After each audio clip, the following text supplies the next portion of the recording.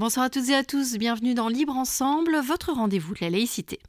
Un féminisme qui révolutionne la société, un féminisme pratique fondé sur les luttes sociales, voici ce que défend Elsa Dorlin, philosophe française, professeure de philosophie politique contemporaine au département de philosophie de l'université de Toulouse Jean Jaurès. Elle nous interpelle à travers ses différents ouvrages sur les luttes féministes, mais également les luttes sociales, les luttes raciales. Nous avons le grand plaisir de l'accueillir ce soir. Libre Ensemble, Vinciane Colson, Jacques Nizan. Elsa Dorlin, bonsoir. Bonsoir. Alors, Elsa Dorlin, on vous présente souvent comme une féministe radicale. Alors, si on veut faire encore avancer les combats féministes aujourd'hui, il faut être radical. Alors radical, c'est un peu prendre le problème à la racine, je dirais.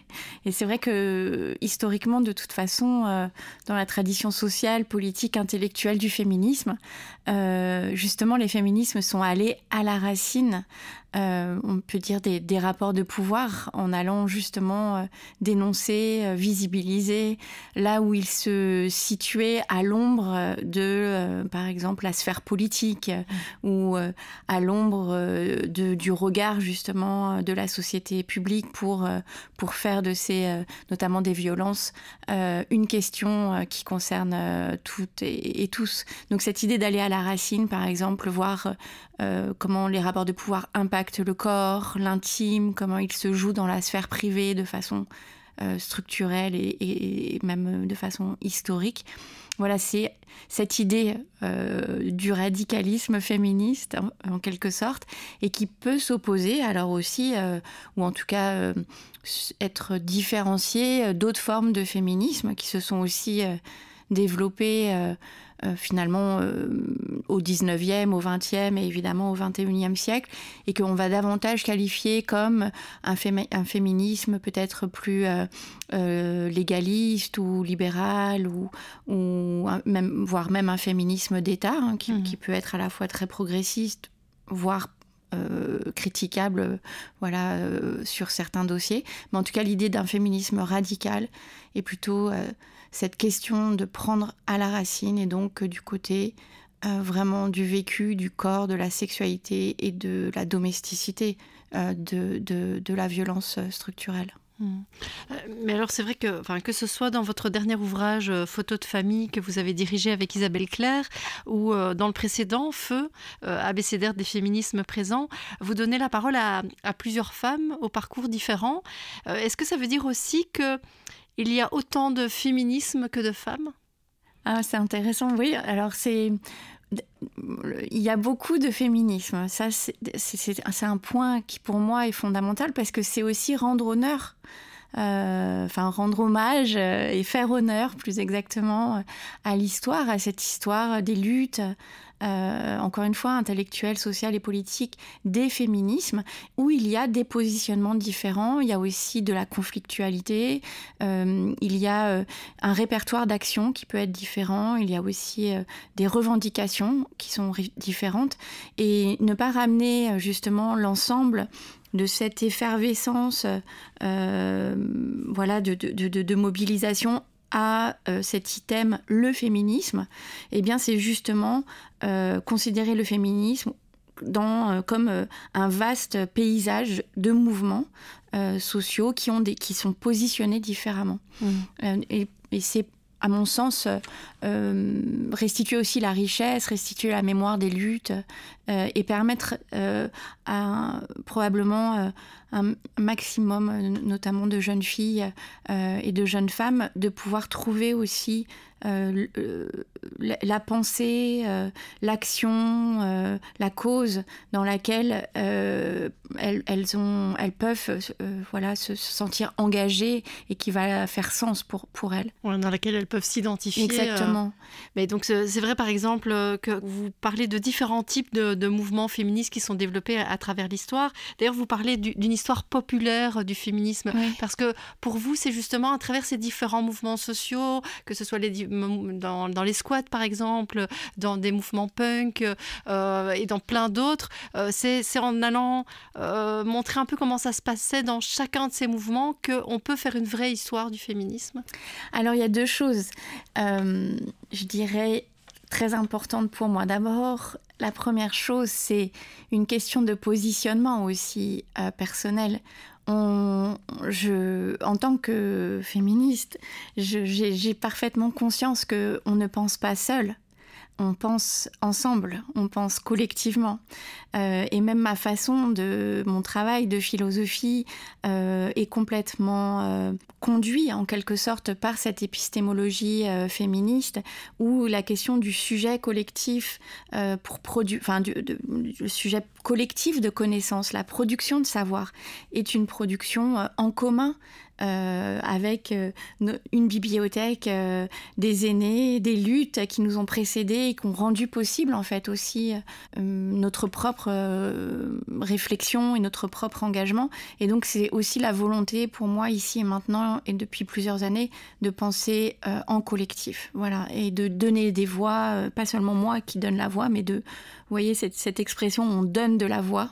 Et donc on va plus loin, on pense plus loin les choses justement lorsqu'on est ensemble.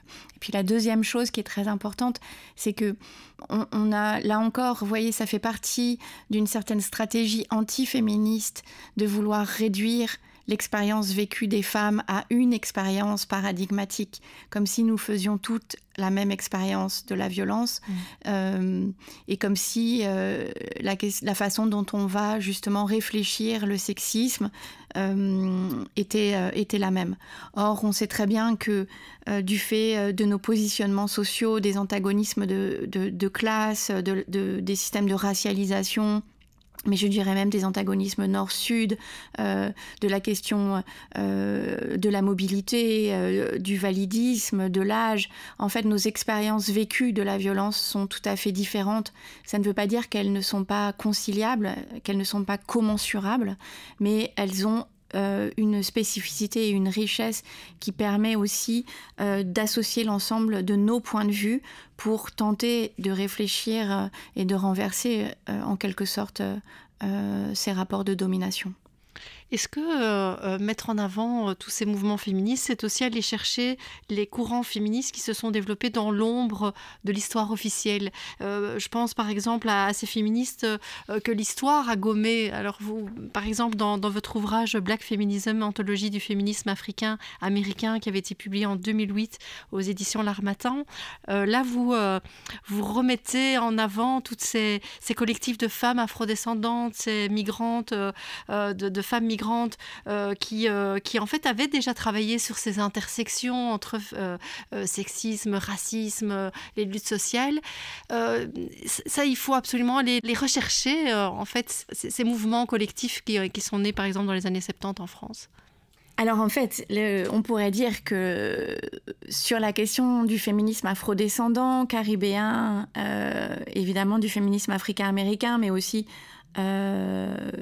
afrodescendants, y compris dans, je dirais, les anciennes métropoles coloniales. C'est un mouvement qui est historique, c'est-à-dire c'est un mouvement même sur la période esclavagiste ou post-esclavagiste ou pendant la période coloniale, la question de la mobilisation et encore une fois pas seulement sociale et politique, mais également de la production intellectuelle des féministes afrodescendantes a été extrêmement importante. Et on voit bien ici, et d'où aussi la référence à cette idée d'une histoire populaire, c'est l'importance, au fond, de l'historiographie. C'est qui écrit l'histoire, qui retient telle ou telle archive pour qu'elle raconte l'histoire, qui fait le récit.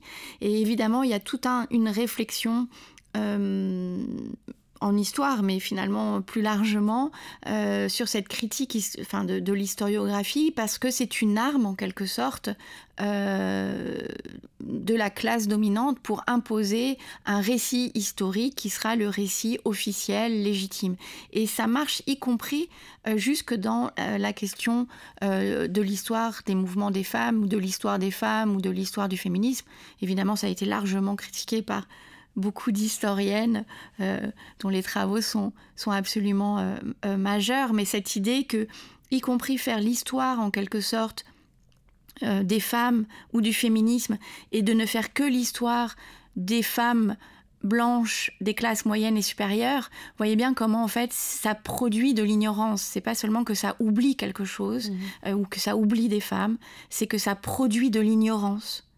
Et donc ça raye en quelque sorte de l'histoire. Et par ailleurs, il y a un deuxième enjeu, et là encore je mets beaucoup de pincettes en quelque sorte. On a eu beaucoup tendance à se caler sur une histoire de l'acquisition des droits. Parce que d'abord, on s'est beaucoup battu à dire non, on ne nous a pas donné des droits. On s'est battu pour obtenir justice. Oui. Donc ça, c'était déjà, vous voyez, un changement très important. Mais ensuite, sur cette question de l'acquisition des droits, au fond, ce n'est pas l'alpha et l'oméga de l'histoire des femmes ou de l'histoire des mouvements ou de l'histoire intellectuelle et sociale et politique. Il y a les droits et on sait très bien que le hiatus est tellement important entre la jouissance concrète, matérielle de ces droits et leur déclaration formelle et parfois instrumentale, qu'au fond, ça ne dit pas suffisamment de ces combats et de cette histoire beaucoup plus conflictuelle des luttes pour, au fond, obtenir la lutte des corps, la lutte des libertés, mais aussi des conditions matérielles d'existence.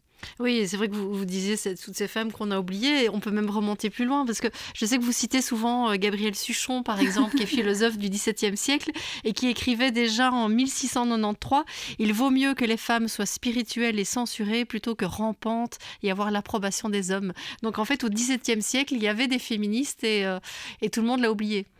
Ah, mais ça me fait tellement plaisir qu'on parle de Gabriel Suchon, parce que c'est évidemment mon idole absolue. J'ai mon premier travail de recherche quand l'équivalent maintenant de la fin du master. J'ai travaillé sur des philosophes oubliés du XVIIe siècle, sur un corpus, et notamment de philosophes femmes, dont Gabriel Suchon, qui se sont vraiment battus pour démontrer philosophiquement l'égalité des femmes et des hommes. Et Gabriel Suchon a écrit ce traité totalement oublié, justement, de l'histoire de la philosophie, considéré comme mineur dans une certaine historiographie de la pensée. Et elle a écrit 2 traités de plus de 1000 pages chacun. Alors, le premier traité de la morale et de la politique, où effectivement, c'est elle conceptualise, si vous voulez, la question du statut des femmes à partir de cette idée fondamentale que le statut subalterne est lié à des processus de privation. Privation de savoir, privation d'autorité, privation de liberté. Et c'est ainsi que vous constituez en quelque sorte un groupe qui va pouvoir être défini comme naturellement inférieur. Mais donc, voilà, là, on voit bien ce que ça veut dire la philosophie radicale.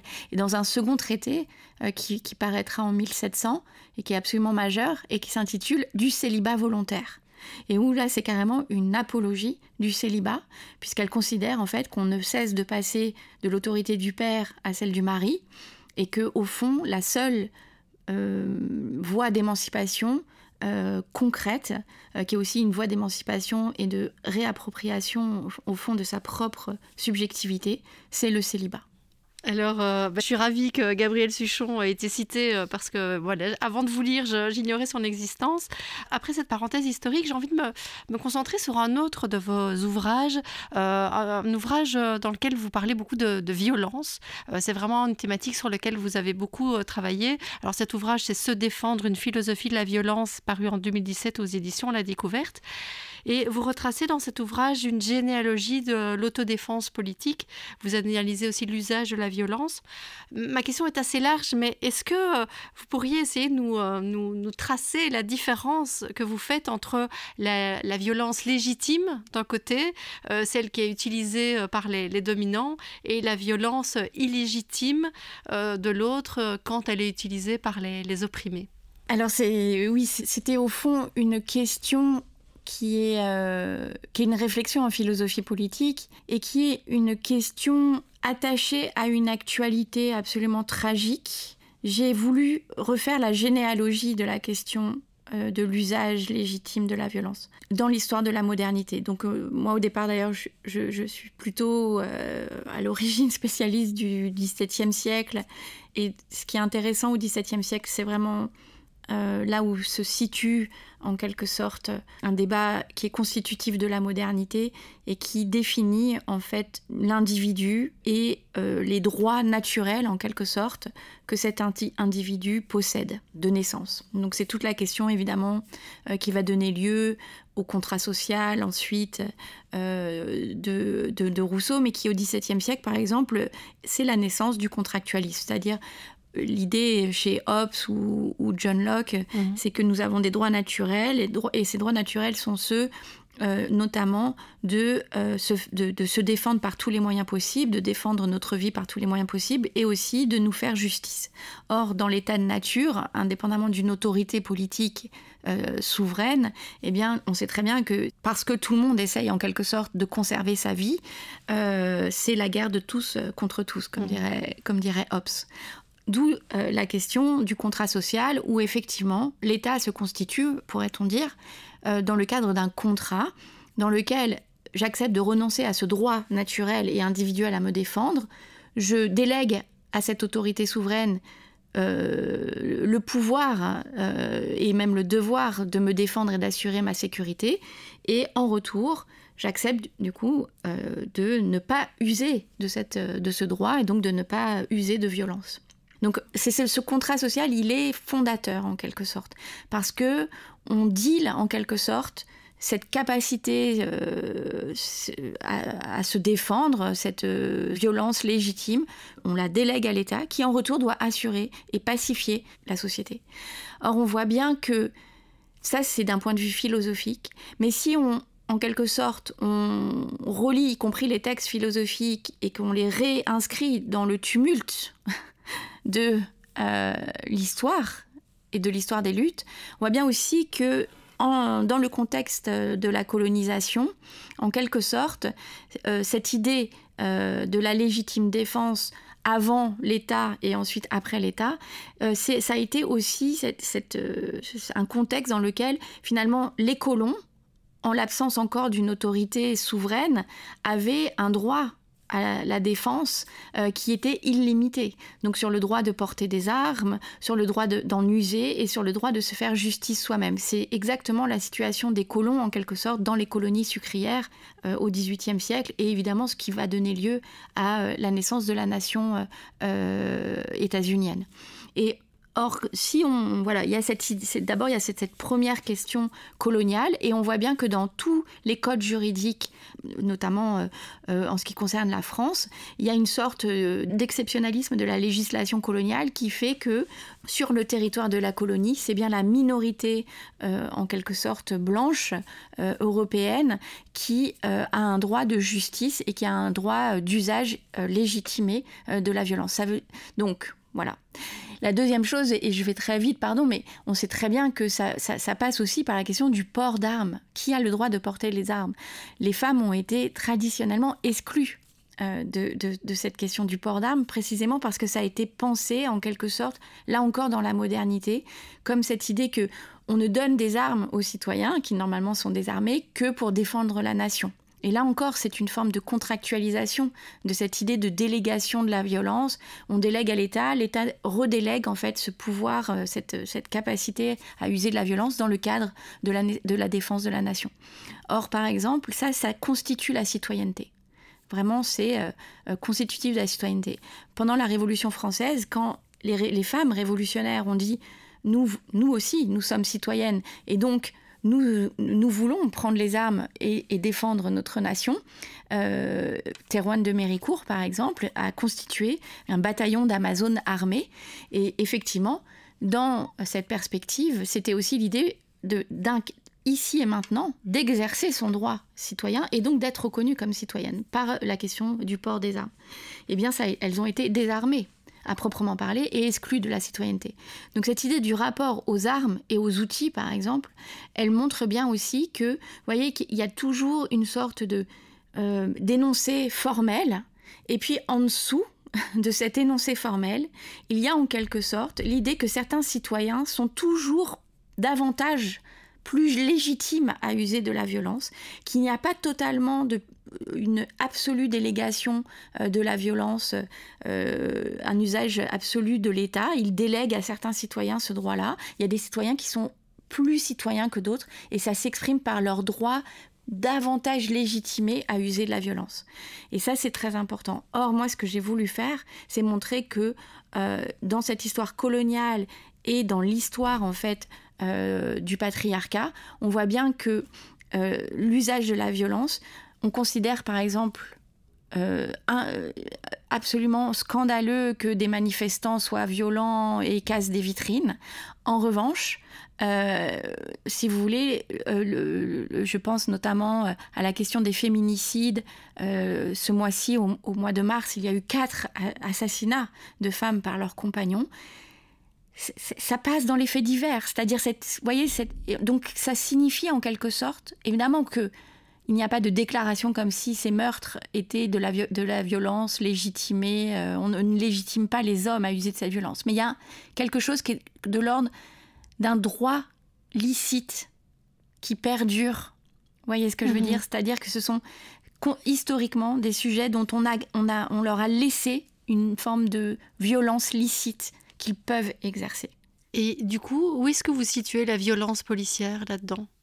Alors l'idée de la violence policière, elle est en quelque sorte inhérente à l'exercice du maintien de l'ordre. C'est-à-dire qu'il n'y a pas en quelque sorte de police pacifique en quelque sorte. C'est dans la définition, c'est l'organe régalien qui exerce, qui use alors légitimement de la violence. Légitimement, c'est-à-dire légalement de la violence. Mais vous voyez bien que là encore, on est dans des sphères, vous voyez, j'ai parlé de légitimité, légalité, licéité de la violence. Il y a ces 3 niveaux en quelque sorte. Et donc sur la question de la légalité de cette violence, par exemple, est-ce que légalement un parlement démocratique peut autoriser une police à être armée avec des armes létales, ou s'il s'agit d'armes déclarées non létales, que dit en quelque sorte un esprit démocratique face à leur usage et au fait que ces armes puissent effectivement tuer des personnes. Il y a toute une réflexion qui n'est pas en quelque sorte exercée sur cette question de la police. Et par ailleurs, on sait aussi que sur la violence policière, cette violence policière, elle est imprégnée en quelque sorte par un cadre qui est historiquement construit et qui va déployer cette violence de façon beaucoup plus brutale et létale sur des corps qui sont racisés, précisément parce que ces corps ont été en quelque sorte construits comme dans l'histoire des représentations contemporaines, mais plus anciennes, comme des corps menaçants. Et donc, voilà, pardon d'être... Mais si vous voulez... il y a toute une réflexion qui est absolument majeure là-dessus. Donc, il y a en fait le déploiement de cette violence. Elle déborde en permanence le cadre légal. Elle déborde en permanence l'Assemblée démocratique pour la prendre pour objet et pouvoir en discuter de façon réellement dans l'intérêt, en quelque sorte, précisément de toutes et tous.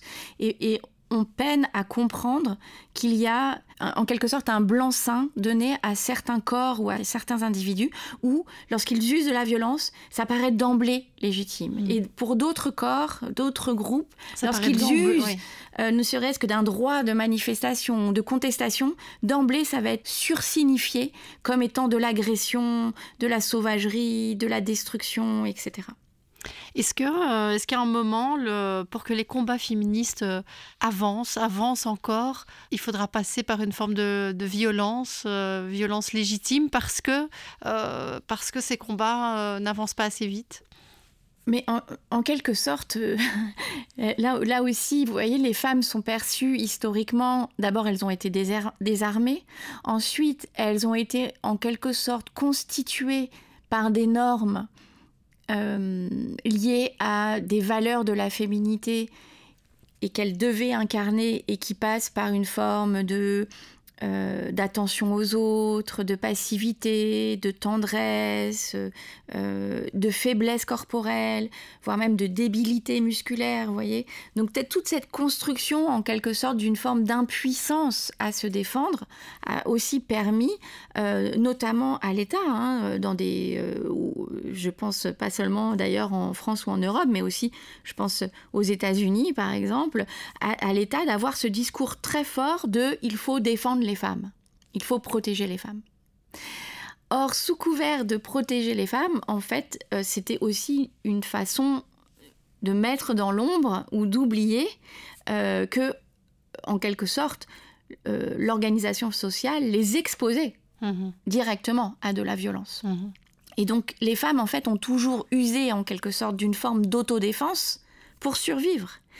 Vous voyez, et cette autodéfense peut passer, dans certains cas, par l'usage de la violence défensive pour sauver sa peau. Et on le sait. Et donc, là encore, quand on va avoir cet usage de l'autodéfense par les femmes ou par les minorités, mais là, si je reste sur les femmes, eh bien, de toute façon, elles seront qualifiées d'hystériques, d'ultra-violentes, de folles, et elles seront effectivement ramenées, en quelque sorte, dans la ligne de leur genre. Donc, là encore, l'idée n'est pas tellement de dire « Ah oui, il faut passer à la violence ». Ça serait quelque peu, vous voyez, déconnecté. En fait, il faut organiser, ou il faut montrer, ou il faut écrire une histoire qui dévoile toutes ces stratégies d'autodéfense vitale qui sont en place quotidiennement. Toutes ces stratégies du corps, toute cette conversion de la violence qui peut aussi passer par des formes d'apprentissage ou de désapprentissage à ne pas se battre et qui passe également par des formes de, encore une fois, d'explosion, de sortir hors de soi, d'être ensemble. Je pense beaucoup aux manifestations, notamment au Chili ou en Argentine, qui ont été des démonstrations, vous voyez, d'une forme de puissance féministe très forte et qui a pu être qualifiée de passage à la violence du mouvement féministe. Alors, on a encore envie de vous écouter pendant des heures, Elsa Dorlin, mais on arrive à la fin de l'émission, donc j'ai peut-être juste une dernière question. C'est que quand on assiste à des conférences féministes aujourd'hui, il y a souvent un sentiment un peu ambivalent, parce qu'à la fois, il y a une grande effervescence, une militance, et quelque chose qui fait que voilà, on se sent revigoré, et en même temps, parfois une grande lassitude, parce qu'il y a encore tellement de choses qui n'ont pas assez avancé. Comment on jongle avec ça et pour vous, c'est quoi? C'est la lassitude qui va gagner ou c'est l'effervescence? Je ne veux surtout pas avoir ce rôle de décider. Mais j'entends tellement ce que vous dites. Enfin, je partage tellement cette idée d'épuisement et de lassitude. Il y avait cette expression dans les années 70 du MLF qui était de dire... justement, à la fois comme un pied de nez, libération des femmes à nez zéro. Mais en fait, le problème, c'est que si à chaque fois on recommence à zéro, on a le sentiment de devoir recommencer et recommencer. Vous voyez bien que ça opère effectivement un épuisement psychique, militant, même intellectuel. Enfin, je veux dire, il y a des formes comme ça de lassitude qui sont, je pense, une des ruses de la domination. C'est précisément d'épuiser. De nous épuiser. Et c'est à mon sens aussi pour ça que dans beaucoup de collectifs féministes et dans toute une bibliothèque féministe, vous avez cette réflexion très précieuse et très inédite sur l'importance de l'amour, l'importance de la joie, l'importance de la rage, comme ressource vitale pour, en quelque sorte, refaire corps, y compris individuellement, mais aussi collectivement. Et ce n'est pas rien si des autrices comme Bell Hooks, par exemple, ont énormément insisté sur cette question de l'amour, de la joie et de la rage, précisément pour enrayer ce qui est pour nous une forme de burn-out, quoi, vraiment, ou de souffrance psychique.